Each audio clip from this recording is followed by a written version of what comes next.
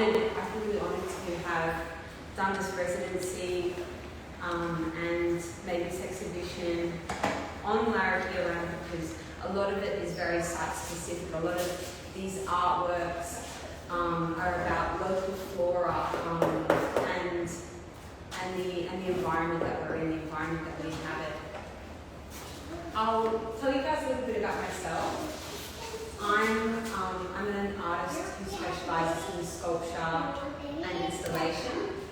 I practiced at Monash University in Melbourne and studied in Italy, which is where I really fell in love with traditional materials like bronze and stone, and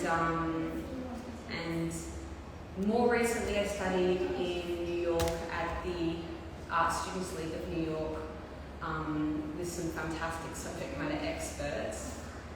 And as you can see, a lot of the inspiration I draw for my work is from the living and in both the organic and the natural, and the human order, and the, I guess, like the man-made synthetic.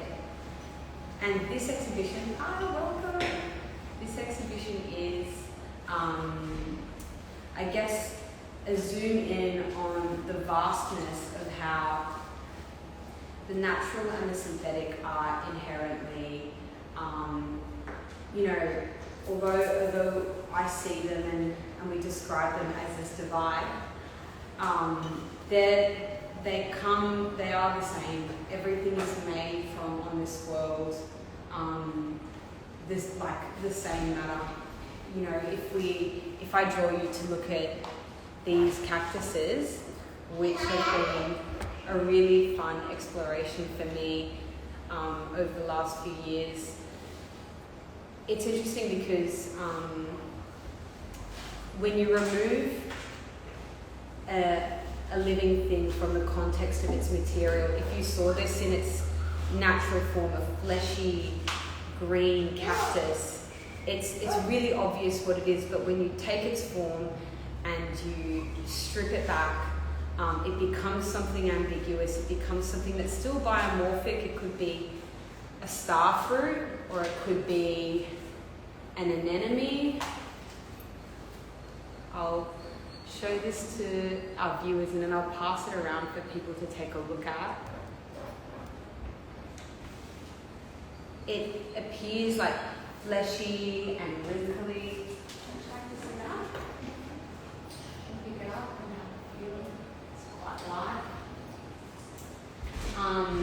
But if you see what the spikes are made of, you know, with the cactus it's usually really sharp and spiky, and it does look menacing with this, but it's human waste and industrialization that I've used to mutate, impregnate, penetrate, but they've become one and they're growing and evolving. And for me, this is a reflection on what's happening now and what's to come. A really important part is what these objects are made of.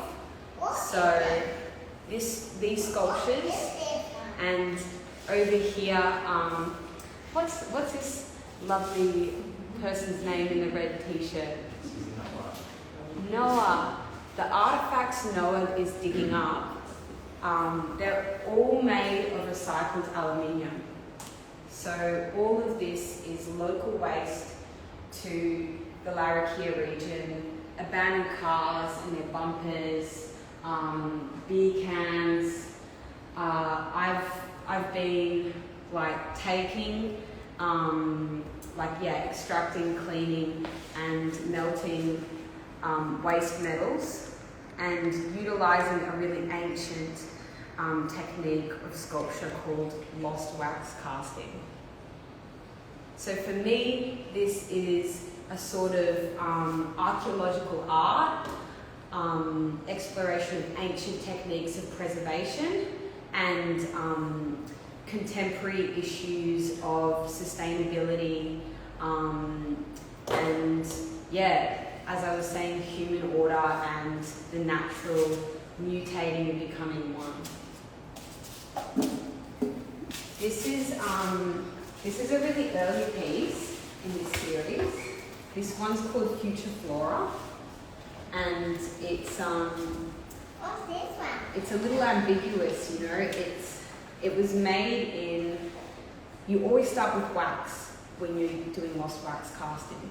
So this exact form was made out of microcrystallized wax. So like beeswax, they used beeswax during ancient times. And you might be able to see I made it by like taking the impression of the inside of my hand. So it's something that some people see it's been held, but I made this kind of floral, also like stretching neck shape. So it's become this beautiful and kind of weird creature that looks like it's gazing up. And it's definitely worth explaining to you guys that this was a full symmetrical flower at the beginning, but when you're doing this process, you don't have full control over what happens. So I made this out of wax, and it was a full flower, and the detailing was a bit different. And then what I did was I attached it to like a wax tree. So if you can imagine the stalk and the cup at the bottom. So it's sitting on this wax tree. And then I put a ceramic mold around it, like clay and like plaster, investment powders and material. So I've got this mold, this ceramic mold around the tree, and then you burn it out. So all the wax melts outside of the mold, and the mold thickens and becomes really strong. And then through the cup, you've got, remember, all the wax, including this, it's all gone, so you've got the negative space. I pour the molten aluminium in, and it takes the shape of exactly what the wax form I made was. Oh, yeah. And when you do this, if you can imagine, molten aluminium, it melts at about 650 degrees Celsius. You pour at about 800 degrees Celsius. You want it to be hotter because it's more likely to take the details. But in the mold, if something's really thick or if something's too thin, the mold can expand and contract. And also the intensity of Darwin humidity. Molten metal does not like humidity. If we need extra danger components. So sometimes these happy accidents happen where you need to, although this is a process designed for taking detail and you know, intention art, like I'm not intuitively, this isn't an abstract expressionist piece. I have intent about what I'm creating, but I need to understand that it's not going to come out exactly as I intended. You relinquish control, and when it comes out of metal, you make a call of whether you're going to try and make it exactly as you intended, or it becomes a beautiful feature of it. Actually, because this is something that was held, I'd love to pass this around to show it to the people zooming in. There we go.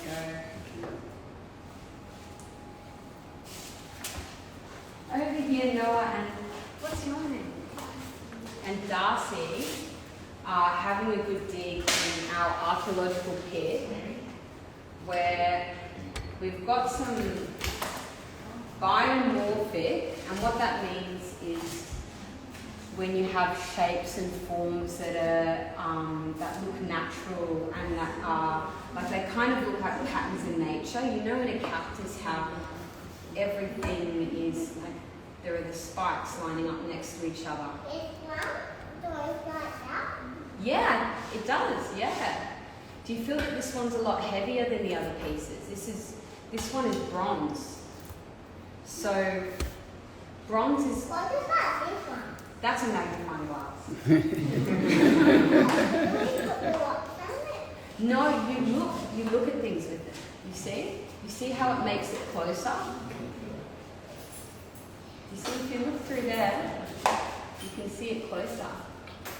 It makes you bigger. Exactly, it does. And here, something that we have uncovered, thank you for your help, is one of the few self-portraits I've done in this exhibition. And is it also for sand?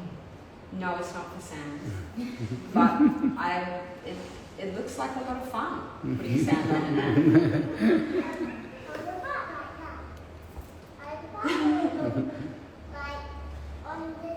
Can I show you something, Noah? Yeah. If you look through here, do you see an eye here?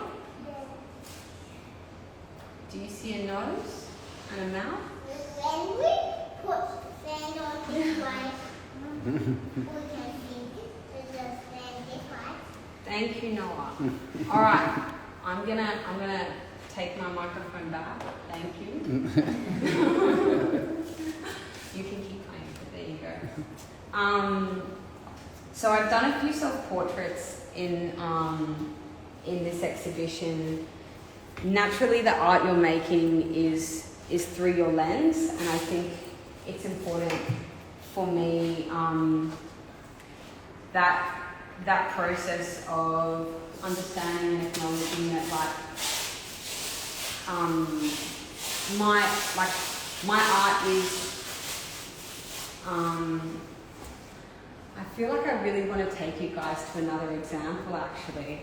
I'd love to take you to, if you haven't had the chance to see it yet, afterwards come and take a look. We've got another portrait here, done in the same process that we were talking about, lost wax casting.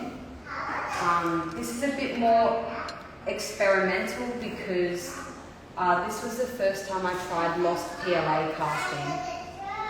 So contemporary methods of scanning, facial scanning, just using the iPhone 12, the LiDAR scanner. We scanned my face, 3D printed it, and using the same technique, rather than using wax, I used PLA filament. And it was an experiment that was, I'm so happy with the result. Like initially it came out and like, my eyes are sunken in, there are cracks in my faces, there's also like the print layers. But the intention was for this piece to represent a relic, to represent something found thousands of years from now, decaying underwater. Like the fish are literally eating algae off my face. It's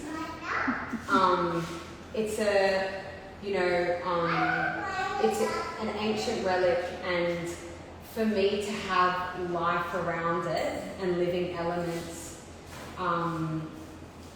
it's really exciting to have that contrast of like archaeology, something like found or discovered a long time from now, but also something very alive and present.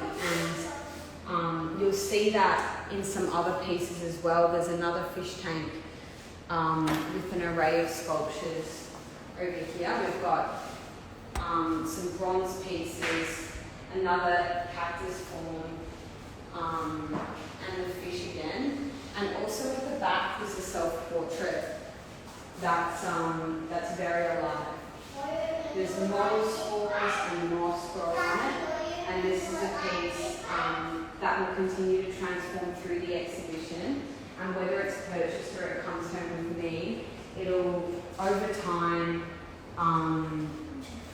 decay. And it'll take a long time for the plaster and heal to decay, but you'll see it like consuming my face and everything sunken in for over 50 years. And for me, that's really, I love this idea of transforming art. I love this idea of art that is interactive, alive, and and changing, and even in the forms I'm representing. So the jewellery and wearable art.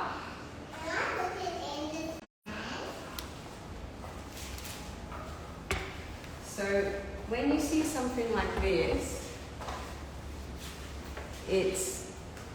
I'd describe it as a biomorphic form. Like it's almost, when I zoom into it with the photo, it almost looks like brutalist architecture when it's completely removed from its context. But when I look at it, it could be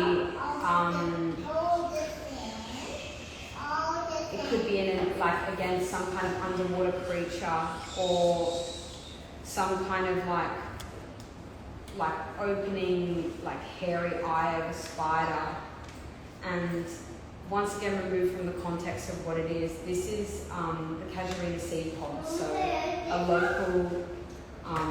local like plant seed, and I love seeing it recontextualized in a different way. You'll see that also in the fish tank. There are two anemone-like forms together with purple and blue finish on them, and they're cast from the Casgarina Seed Pod. For me, it's this reimagining of, okay, what happens, hundreds of years from now, whether it's rising sea levels or the plants adapting and absorbing a lot of a material that's previously been like foreign. What happens then? For me, honouring the materials and the process it's really fun. It's really interesting. It's enduring, as I'm sure you can imagine. Like casting metal it's dangerous. There's no like skipping around that. You need to be cautious and really aware.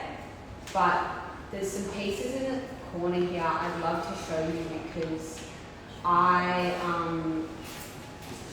I've been experimenting with literally disintegrating, incinerating natural flora and trying to take its form. So again, the same technique as lost wax casting, but instead of making the form out of wax, I made it out of the organic form. So you can't do this with bone or anything that's got calcium carbonate or any kind of ceramic. It just doesn't burn out from heat. But the pandanus and like it's escaping me for a moment. Can someone remind me of what this plant is called? What number is it? Banksia. Banksia, yeah. So I've had success before with the Casgarina Seed Pod and with other samples. Literally, like, I've got them on the wax tree. You can see everything here metal was wax, and I've put the ceramic mold around them. And you incinerate them, you burn them out in the kiln, and you lose their form, and then the metal flows through and takes it completely. And for me, this was kind of like, it's a bittersweet. I cracked it open, and that's why this one's called Pandana Says No, and this one's called Banksia Says No. On the tree here, you can imagine, so this way, that way. That was the cup that the metal was poured through, and there was a Banksia on each arm of the tree there, and you can see the texture of the Banksia side there, but everything that was wax turned to metal. But it would be partially human error. Like I was really reluctant to burn these out of the kiln. I didn't want to ruin the kiln here for everyone. Also the temperature I poured the metal at. But sometimes, the process and nature takes its own course to making things. And I'm stoked that this this didn't work out, but it's a beautiful study of process and honouring and respecting the beautiful like, plants and flora we have around here. So I'll show you some jewellery pieces, and then we'll take a look at imagery. So here these are sterling silver, which is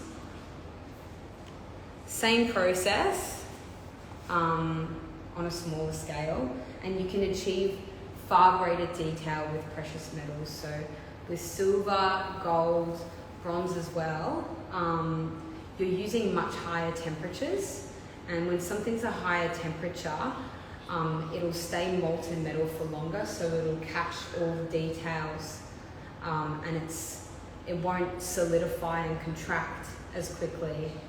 And this piece is called Rorschach, which, if you know what that is, it's like an early psychology test where you have an ink blot and you press it against a page and it mirrors the same thing, and it's about projection, interpretation, and I guess it's a self-learning exercise. And I love to show this piece to people who are, I usually wear it, and people who might be intimidated by art and not sure how to talk about it. The meaning lies in what you see. So this is a really interesting piece because for me, I see the hundreds of interpretations people have said to me, and it brings me to this kind of like honouring and significance in the viewer's opinion. I think as artists, it's often it's a really solo journey to make art and to share art, and like it's about your intent, your opinion. But for me, the viewers, like I really understand and honour that with sculpture you leave behind what you've created and you can't control the viewer's interpretation. Hi, come in, we're doing an artist talk. Please join us. I'll pass Rorschach around for you to take a look at, and I'd love to hear your thoughts on what you see afterwards. You're welcome. And I'll take you over to some of the images. So these images have been photographed with a DSLR camera and then edited. They've been inverted, some filters have been run over them, and then they've been printed on transparencies, as you can see, which gives them this this X-ray quality. I'm so like I was just saying, I really like to honour the viewer's interpretation. So I want to tell you what they are, but for me it's so important for the artworks to speak for themselves. So I'd love to ask, does anyone see, what do you see when you look at these images?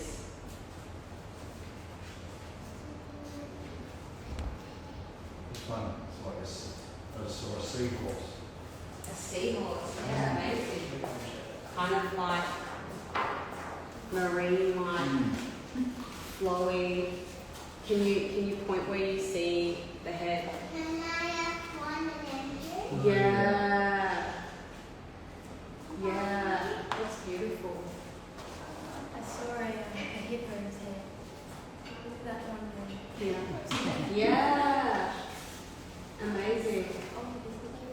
And when you look at the, how about here?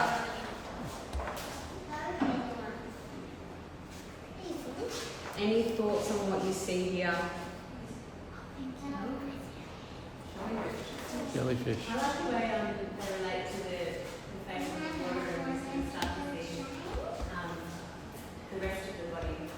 Yeah. You see the body? Yeah. Yeah. Yeah, I mean, I feel like when you look at this, for me, I'm hearing that it's not easily mistaken that that could be coral or some kind of a natural artifact. And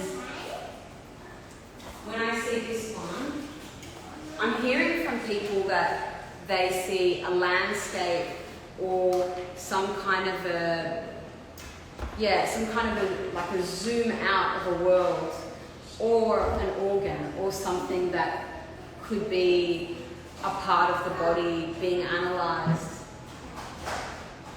And I love this ambiguity with something. So these are all photographs of artifacts in this room on the human body, representing what's within us. And so I'm sure you'll see them a little differently now, because each of these is photographed on male and female body on that table, on that surgical table in my studio. So it's that one at the back. For me, the coral, I appreciate that it's so zoomed in and it's so edited that it's probably hard to interpret, but if you can imagine, it's a coral sitting, well it was this side, it was where the heart is, and the piece that you found in the pit that looks like bones, that's an aluminium cast that I've put behind the coral that kind of looks like an artery attaching to it. So, and I think that is a good amount of mystery with process. The last thing I'll talk about is this piece, which is, it's very simple.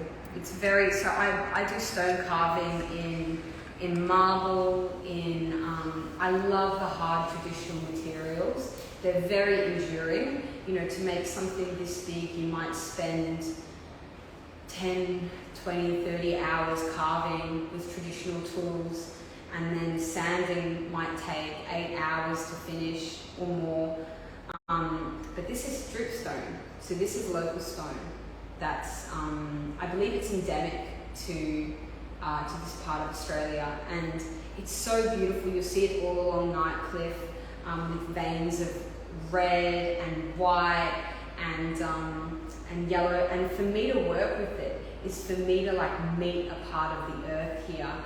I'm used to working with like marble, limestone in South Australia, which is really soft and predictable. And here the white is quite soft and workable. The yellow is kind of like a medium, and then the red is like unpredictable. You don't know where it's going to be, and if you hit it, it splints and everything cracks and you lose a part, or you know, it just takes an unfamiliar turn. So the process was fantastic for me. I ended up going quite hard and using electric tools. I can be a purist, I can be a traditionalist and just use hand tools, but I used an air hammer to take a lot of these sections out and create these veins.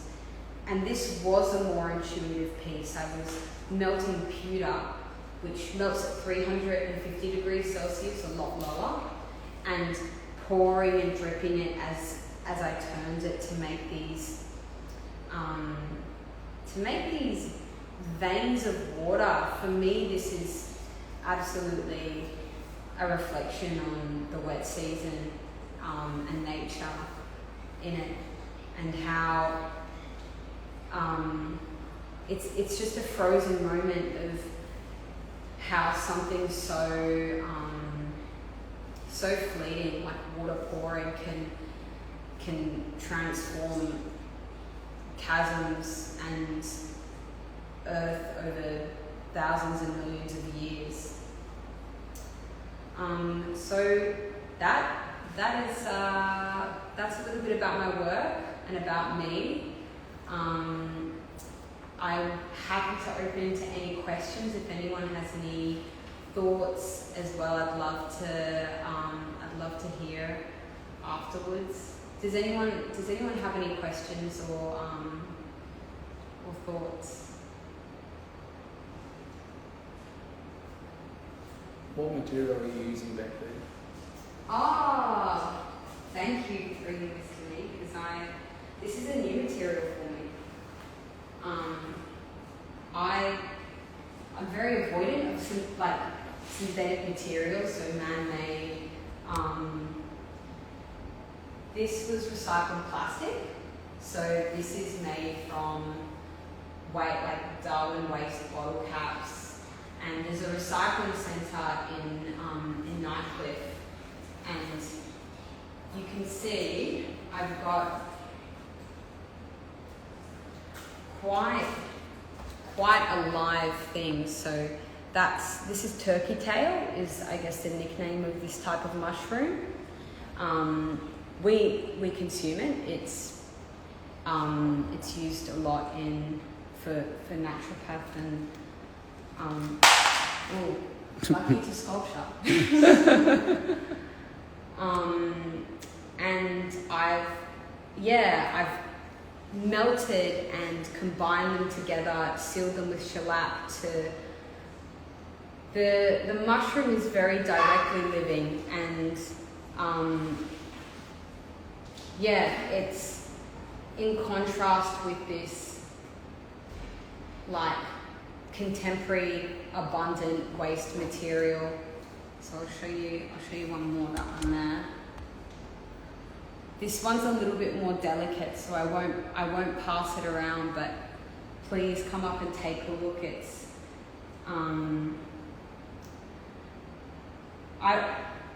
I'd just say that for me it's pretty incredible to see how spores and mushrooms and fungi grows on anything. In my studio it's growing on my sculptures. I love that the wet has brought mouldy spores all over my limestone, and I'm so curious about the resilience and the spread of nature over what we're creating to come.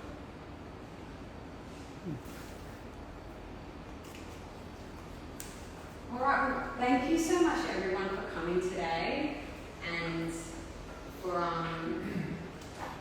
coming to take a look at my work, and please take a look around, and I'll be here to ask me any questions and have fun. This is interactive, so feel welcome to pull up and look at the images a little bit closer, move them around, and to uncover what lies in the archaeological pit.